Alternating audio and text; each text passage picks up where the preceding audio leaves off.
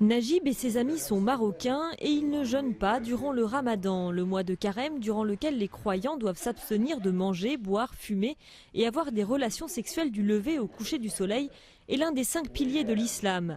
L'ensemble de la société marocaine s'y conforme. Eux refusent cette obligation et militent pour vivre leur choix ouvertement. Parce que tu es marocain, on te considère comme étant musulman par hérédité, par ta famille. Et ça, c'est un gros problème. Le deuxième problème est d'ordre juridique. Nous utilisons Internet pour lancer un débat citoyen et demander la mise en conformité de la loi marocaine avec les conventions internationales sur les droits humains que le Maroc a ratifiées. L'article 222 du Code pénal marocain punit d'1 à 6 mois d'emprisonnement celui qui rompt ostensiblement le jeûne en public, alors qu'il est notoirement connu pour être musulman. Cette expression est problématique, car de fait c'est souvent le faciès ou le nom de famille qui sont utilisés pour déterminer qui est musulman et qui ne l'est pas.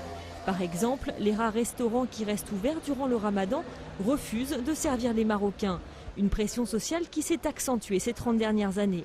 Avant, on pouvait dire qu'on ne jeûnait pas, on pouvait montrer qu'on ne jeûnait pas. Par exemple, à l'université, les gens pouvaient se permettre de fumer. Mais depuis les années 80, il y a une instrumentalisation très forte de la religion, et pas uniquement du côté de l'État, du côté aussi des acteurs dits islamistes. Aujourd'hui, la plupart de ceux qui ne jeûnent pas n'osent pas l'avouer ouvertement.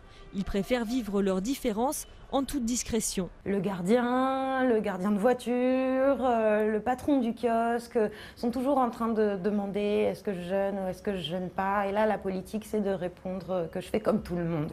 Vis-à-vis des amis, j'ai aucune gêne à dire que je ne jeûne pas. Ils le savent. Certains non plus ne jeûnent pas. L'an dernier, plusieurs personnes avaient été interpellées alors qu'elles s'apprêtaient à briser le jeûne en organisant un pique-nique à midi dans un jardin public. L'ensemble de la classe politique marocaine avait alors unanimement condamné ces fauteurs de troubles.